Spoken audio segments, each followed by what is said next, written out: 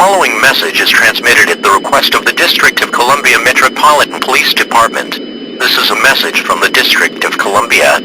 At 12:04 p.m. Police are receiving reports of strange limbless cartoon characters with no arms and no legs, identified as Jasper and Friends, appearing at multiple locations throughout the District of Columbia area, including near the Lincoln Memorial, DuPont Circle, and the National Mall. These figures exhibit unpredictable movements and may pose unknown risks. Do not approach these cartoon figures by all means. Residents are advised to remain indoors and shelter in place. Secure all doors and windows. Avoid all outdoor activities until further notice. If you observe these figures, or have any related information, contact emergency services immediately by dialing 911. Stay tuned to local media for further